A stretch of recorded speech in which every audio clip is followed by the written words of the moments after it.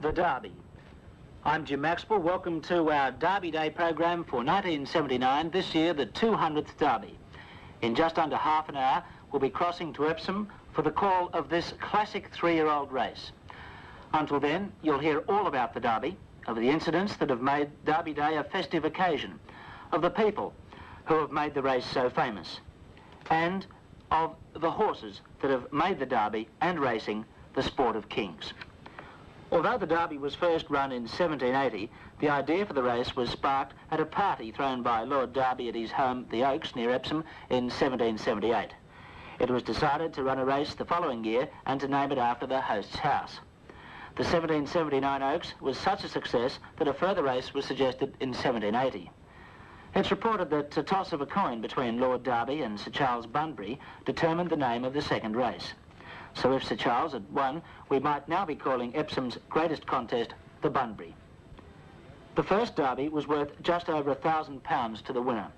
Today's Derby will be worth just on £154,000 to the winner.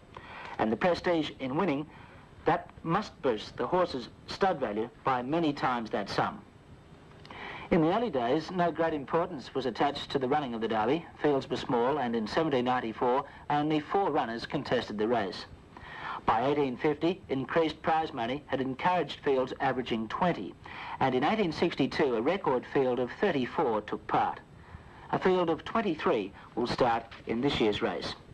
Well, there have been many great jockeys in the history of the race, and Mark Andrews has been reminiscing about the race with Sir Gordon Richards, who made 27 attempts until Pinzer took him to victory in 1953.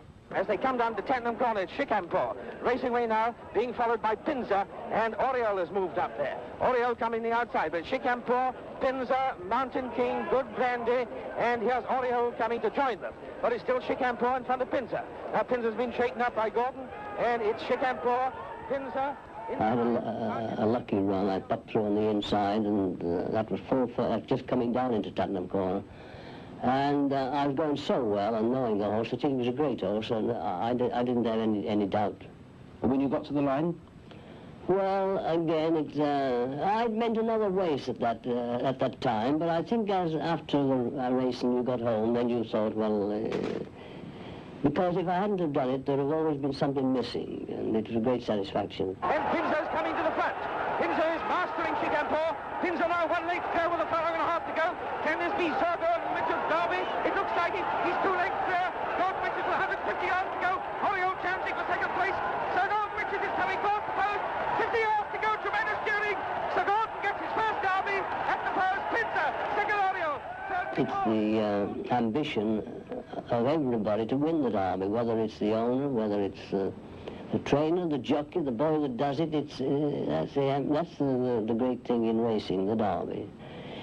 It's a great test, Epsom, and it's a law unto itself. I think when the old-timers decided to run the greatest race in the world at Epsom, they knew what they were talking about, because they have that parade before the race. Then they have that long walk down to the start. Then they have that climb to Tottenham Corner. Then they have to jump 2 or 3 roads.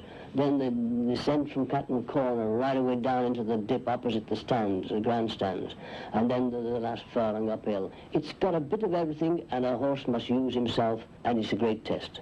Would you say luck plays much of a part in the Derby, Sir Gordon? Oh, I think it does, because you want things to go your way.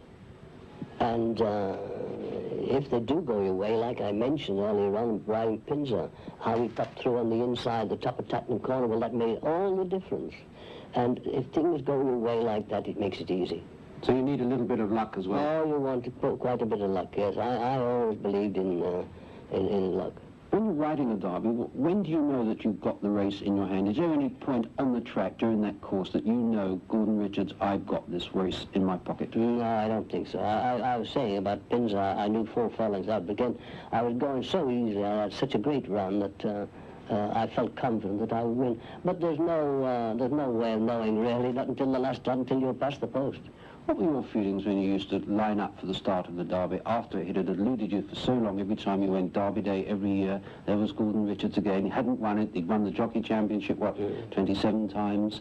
You must have had butterflies in your stomach, didn't you? No, I don't think so. I know I'd ridden so many times in the Derby that when the Derby came around, the press used to say, you know, that I had an inferiority complex. Well, but you know, when you get up to the top of that 7 furlongs climb up to Tottenham Corner, it's not the jockeys that have got any inferiority complex. I think it put you on concert pitch before the race, before you went out to ride.